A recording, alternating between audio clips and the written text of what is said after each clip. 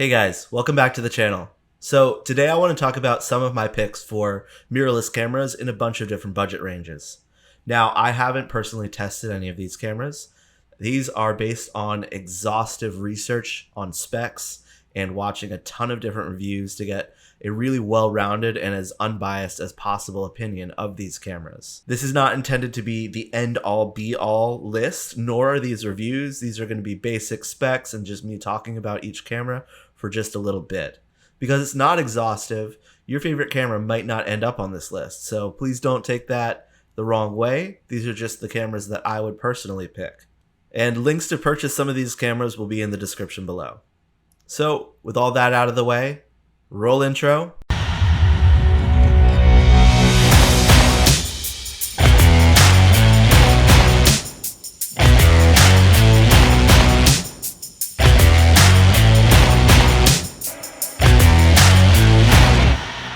And let's get started.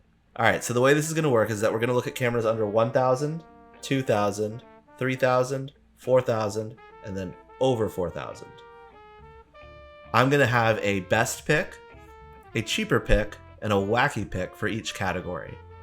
So let's get started with under $1,000. So my pick for the best one in this range is going to be the Fuji XS10. Now this is a great camera for a lot of different types of people. It's going to have a 26 megapixel X-Trans4 APS-C size sensor, one card slot, a flip-out touchscreen, uncropped 4K 30p video, and it'll even have IBIS. Unlike other Fujifilm cameras, this isn't going to have the vintage aesthetic, and it's going to have a bulkier grip and look more like a classic DSLR, but a little bit shrunk down and not quite as big and heavy. It's also going to have a PASM dial, so this is going to be a great landing point for people who are wanting to try out Fuji, but coming from other DSLR or other mirrorless cameras, who may not want to get used to that vintage aesthetic just yet, but really want to try out the film simulations or the Fuji lenses. And talking about Fuji lenses, that's another advantage here. I've harped on endlessly about the huge library of lenses that Fuji has. Everything from small compact fast primes to really long range telephoto zooms, and you've even got a line of cinema lenses with them. So this is going to be a great camera for photographers, vloggers, budding cinematographers even. But it's going to come in at $999 body only. So this is going to be at the very top of the budget range for under 1,000. All right, the cheaper pick in this category of under 1,000 is going to be the Sony ZV-E10. Now, the Sony ZV-E10 is hugely popular as a vlogging camera.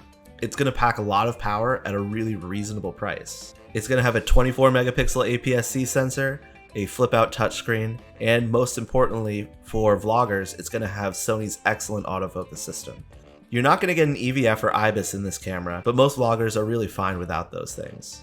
And the Sony ZV-E10 comes in at $698, so considerably cheaper than the Fuji XS10. Alright, so my wacky pick here isn't going to be a traditional mirrorless camera. It still doesn't have a mirror, so it's not a DSLR, but it's actually a fixed lens compact camera, and that's going to be the Panasonic Lumix LX100 Mark II. So this is going to have a 20 megapixel micro four thirds sensor. However, you're only ever going to get 17 megapixels in any of your pictures, because it's got this strange crop thing.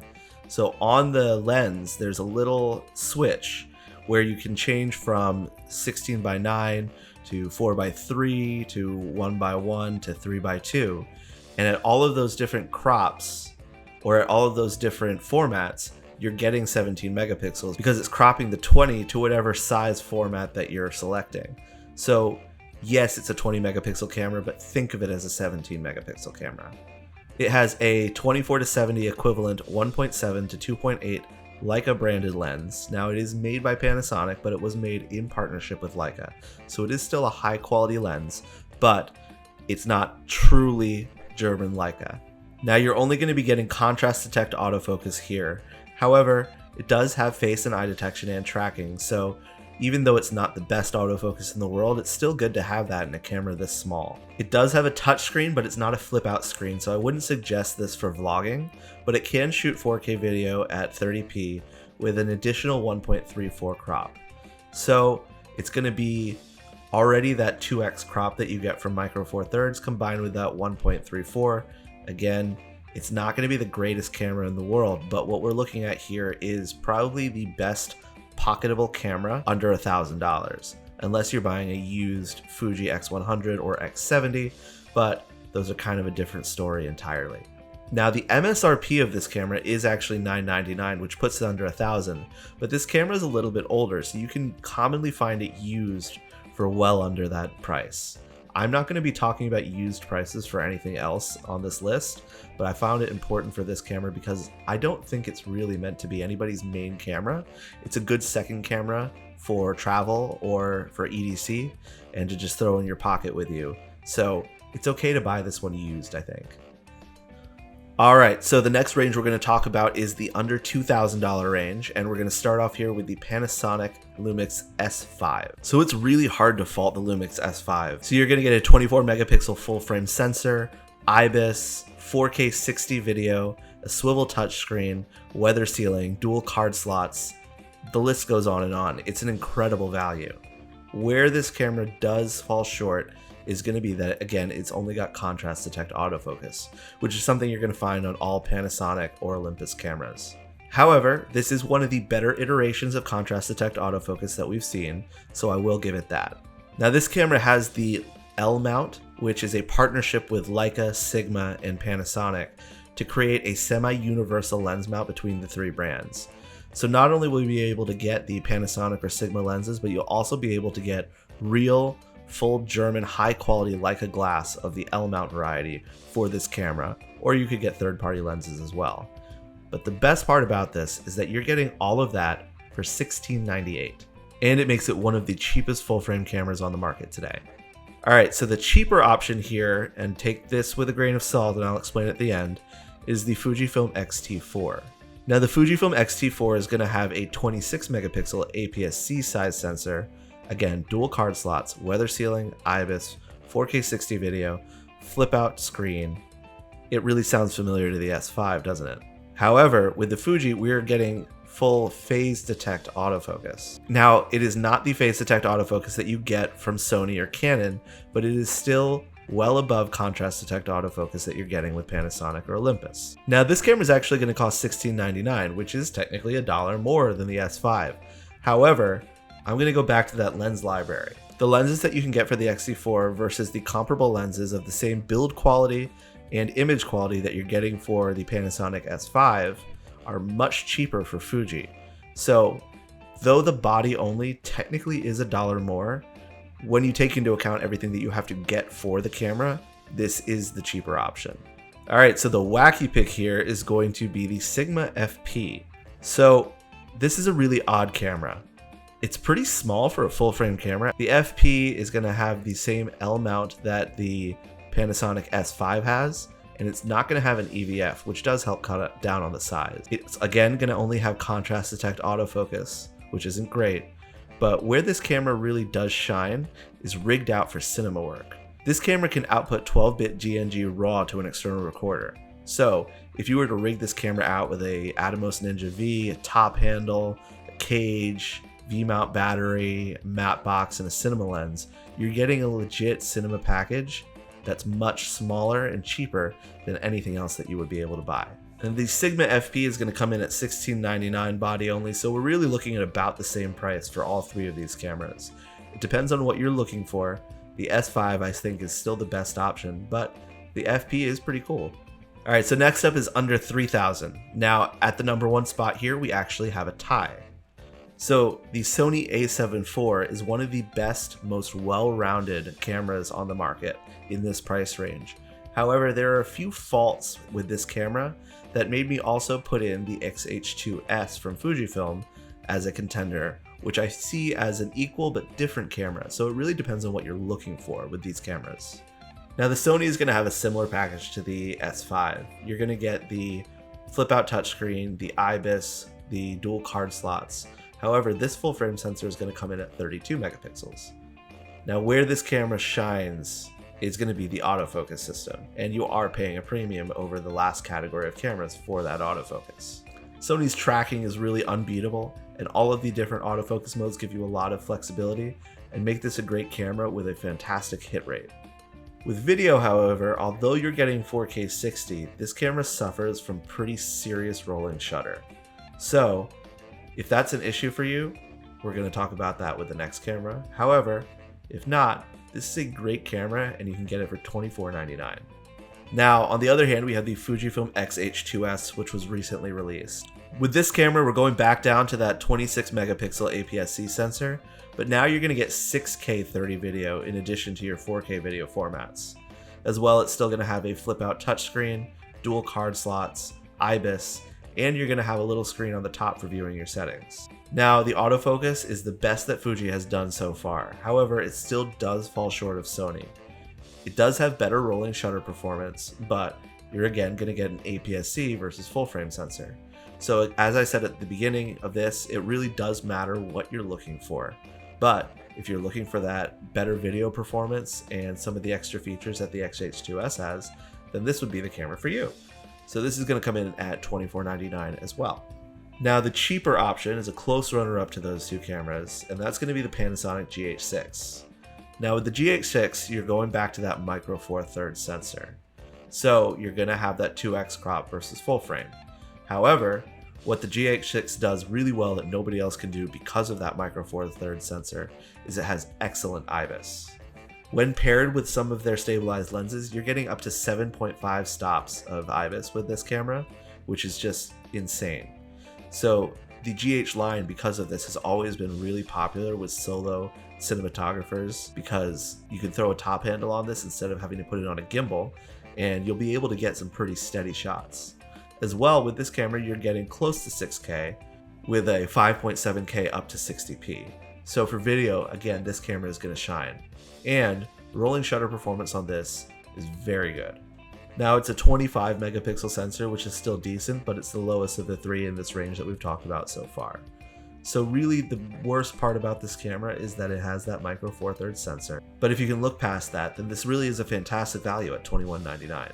Okay, so the wacky pick here is going to be the Blackmagic Pocket Cinema Camera 6K Pro. Now this is not a well-rounded camera. As it says in the title, this is a cinema camera. So you're not using this for stills. You really have to be completely focused on video.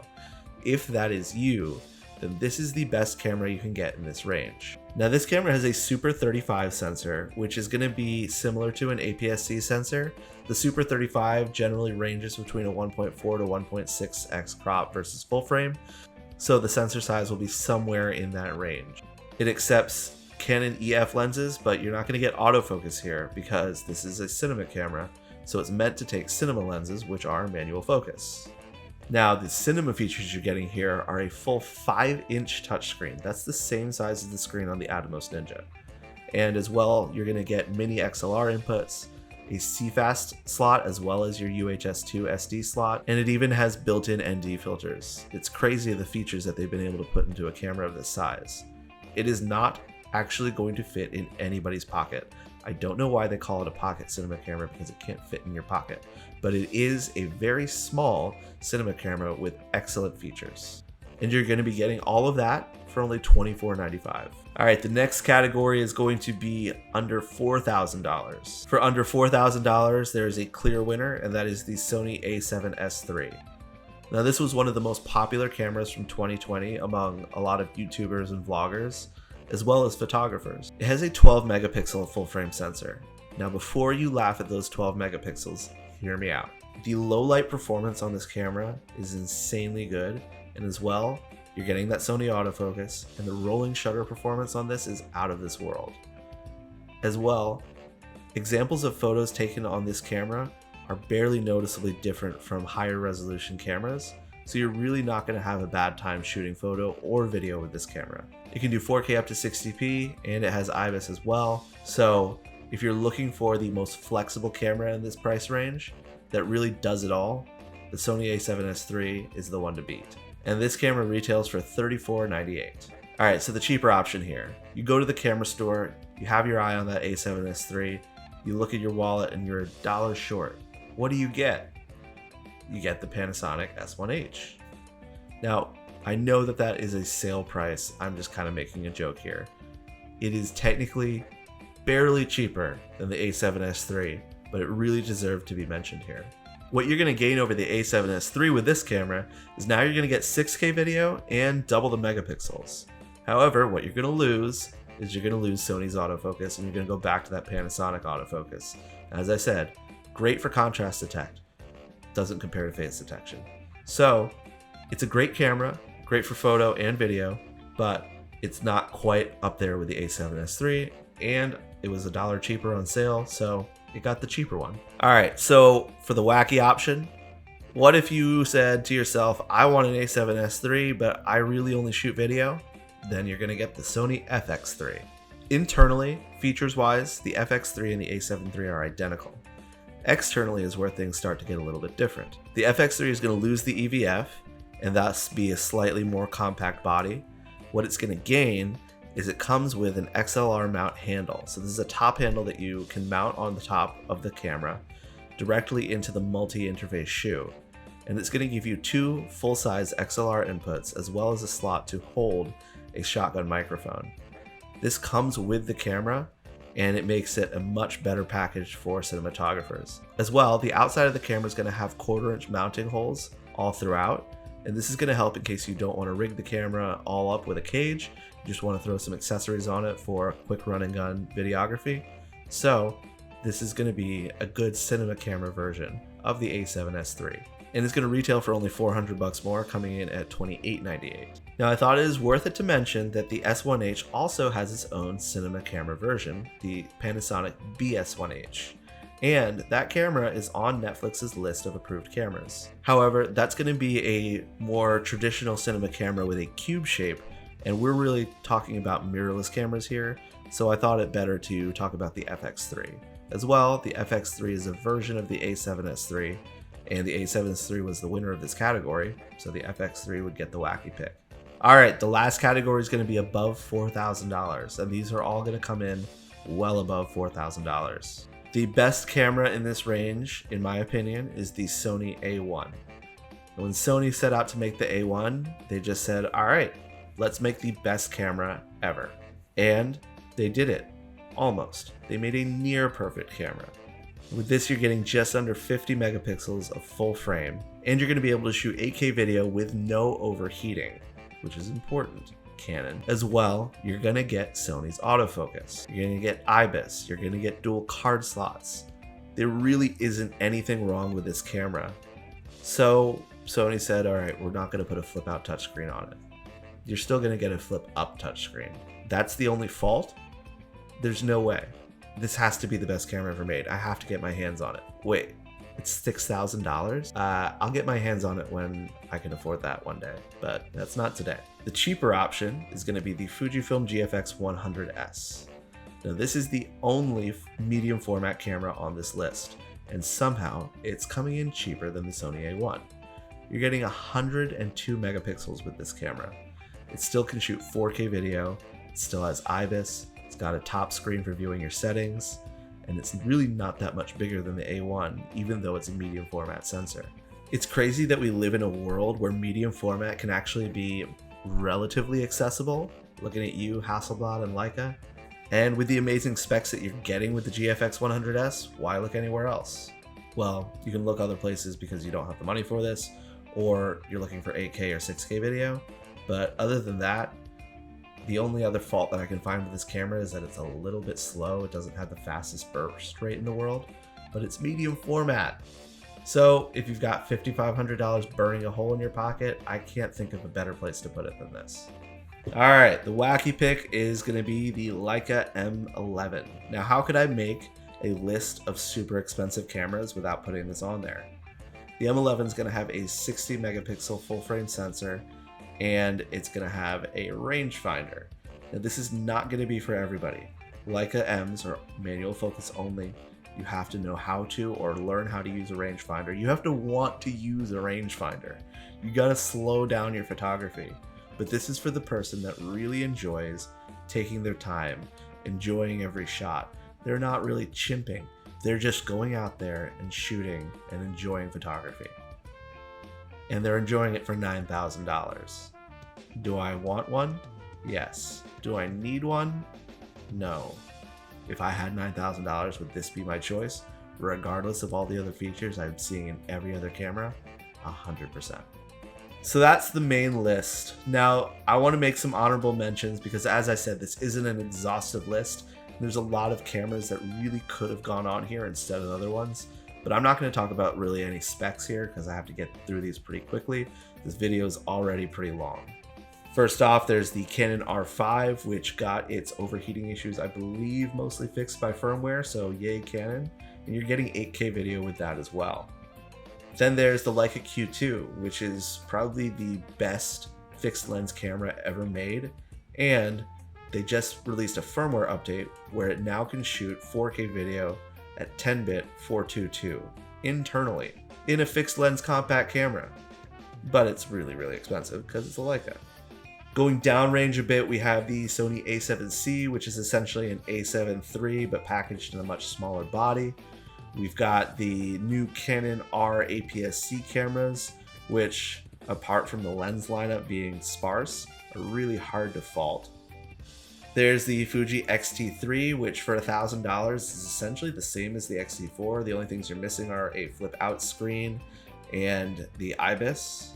And if you want to go even cheaper, then you have my lovely little Fuji X-T30, which can shoot 4K 10-bit 422 video if you're going to an external recorder. And Nikon and Olympus, they exist, yeah. Ricoh Pentax, they're still kicking, I think. So there's other options out there. But I just wanted to make a list of what I thought was some of the best ones. So that about wraps everything up. If you enjoyed this video, please like, share, and subscribe. If you have any comments or questions, or if you want to voice your opinions on what you thought should have been on this list, please say that down in the comment section below. I'll be leaving links to purchase some of these cameras down below in the description, so feel free to go and check those out. There'll be affiliate links, so you're not paying anything extra for them if you buy them from those links, but I get a little kickback, which would be nice. And that's it. Have a great one.